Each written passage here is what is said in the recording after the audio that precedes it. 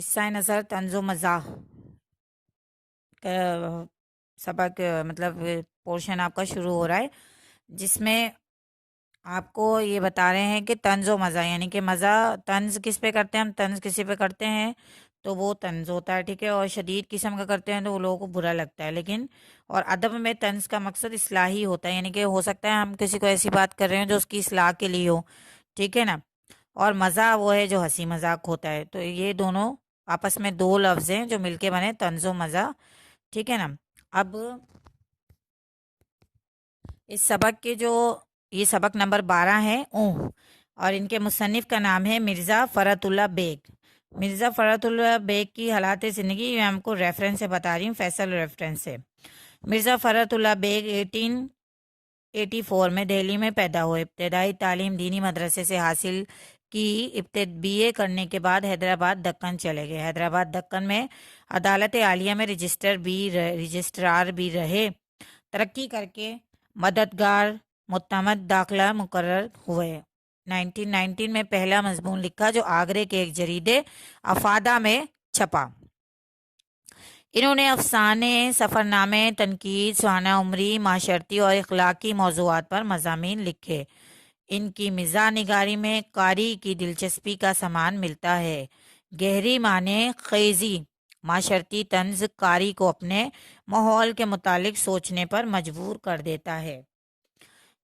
یہ حقیقت ہے کہ مرزا فرحت اللہ بیگ کی سنجیدہ نگاہ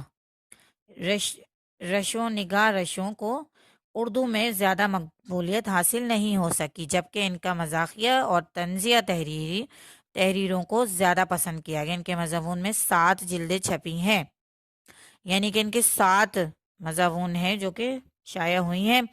اب ان کا تھوڑا زیادہ ہے، یہاں پہ ان کے حالات زندگی زیادہ بیان کیے، ٹھیک ہے نا، لیکن آپ نے اپنے پیپر میں نمبرز کو کیلکولیشن کے مطابق آپ نے ان کے بارے میں لکھنا ہے، ویسے آپ مختصر تعارف بھی لکھ سکتے ہیں۔ اچھا، مختصر تعارف بھی ہے یہاں پہ بیک سائڈ میں پیج نمبر 92 میں، لیکن میں آپ کو خلاصہ بیان کر رہی ہوں۔ خلاصہ یہ ہے اس کا کہ یہ ایک مضمون ہے، ٹھیک ہے، ایک مضمون کی طرح ہے۔ مضمون جیسے اونہوں میں کہتے ہیں نا کہ اونہوں سب سے زیادہ زور طالب علموں میں ہوتا ہے، یعنی کہ آپ لوگ اتنا زیادہ یہ ورڈ یوز کرتے ہیں، کیوں؟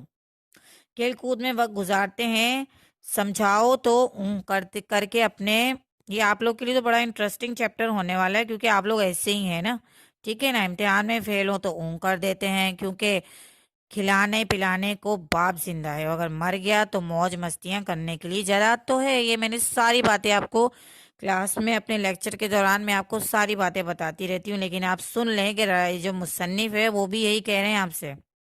یہ نہیں تو قرضہ دینے کے لیے ساہوکار ہے۔ ساہوکار مینس میں نے آپ کو بتایا تھا، ٹھیک ہے نا۔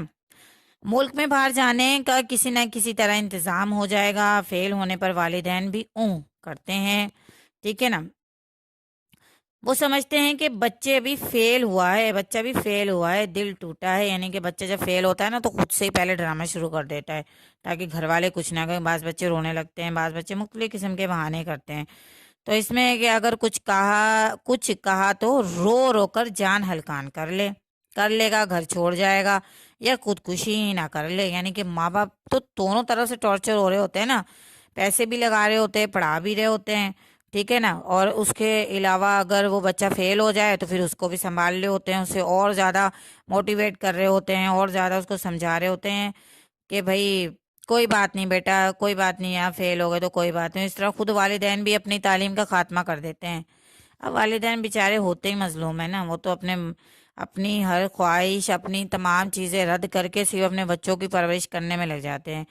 اب آ گئی جی بیوی، تو بیوی کی بھی خطرناک ہوتی ہے، کیونکہ نوکروں کی خامیاں نظر انداز کر کے کر دیتی ہے، نوکر شیر ہو گیا، گھر کا نظام درم برم ہو گیا۔ بچے شرارت کریں اور دیواروں پر لکیریں کھینچے تو صرف ایک کر دی، جبکہ شوہر کی تیز ہوتی ہے۔ بیوی سے ناراض ہوئے تو کر کے باہر چلے گئے، لیکن کبھی کبھار میاں بیوی کے جھگڑے میں دونوں ایک دوسرے کو نظر انداز کر کے کر دیتے ہیں، اور یہ وہ کام کرتی ہے جو بڑے بڑے صلاح کار بھی نہیں کر سکتے، اور یہ نہ ہوتی تو میاں کو گھر چھوڑنا पड़ता और बीवी को मैके जाना पड़ता।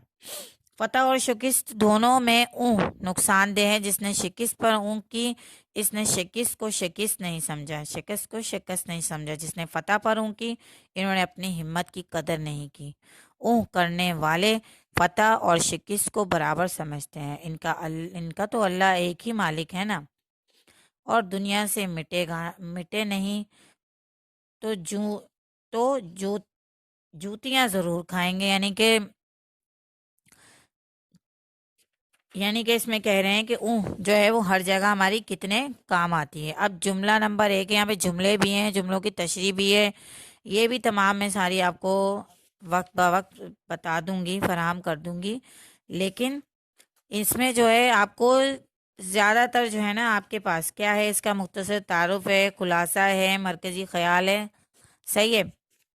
और इसमें जो है जुमले हैं, ठीक है। जुमले इसमें ये है कि ये पूरा चैप्टर आपने समझना है, क्योंकि मजमून है, चूंकि ये कोई नज़म नहीं है, तो इसमें जो है आपको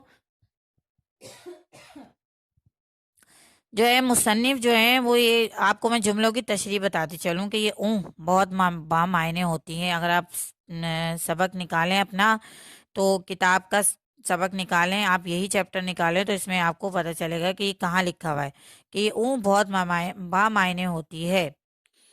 ठीक है, क्यों होती है? वो कह रहे हैं कि अपने मजमून में मिर्ज़ा फ़रतुल्ला बेग ने अहम से अहम बात को नज़रअंदाज कर देने वाले माशरे, हमारे माशरे के रवैये को मौजू बनाया है। यानी कि हर बात पे ये एक ही रट लगाते ना, करते रहते हैं। तो इस रवैये का इजहार अक्सर हम करते करते हैं। मुसन्निफ लिखते हैं कि का सबसे ज़्यादा जोर तालिब इल्म में होता है। खेल कूद में वक्त ज़ाय किया, पढ़ने और इम्तिहान का कहा तो करके चल दिए।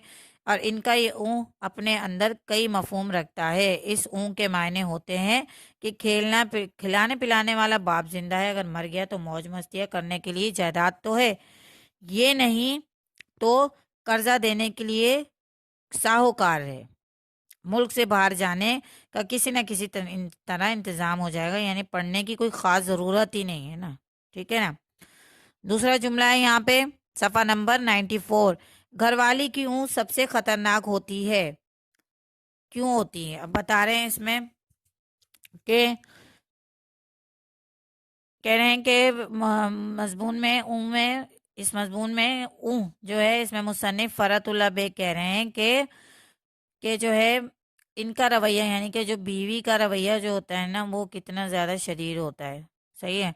और कह रहे हैं कि इस फिक्रे में वो कह रहे हैं कि सबसे खतरनाक बीवी की होती है। नौकर को गलती करे तो घर वाले ही इस डर से, अगर नौकरों को ज़्यादा कुछ कहा तो वो काम छोड़कर चले जाएंगे और फिर सारा काम करना पड़ेगा। नौकरों को कुछ नहीं कहती, सिर्फ कह देती है, नतीजन नौकर शेर हो जाते हैं और घर का पूरा निज़ाम धर्म भरम हो जाता है।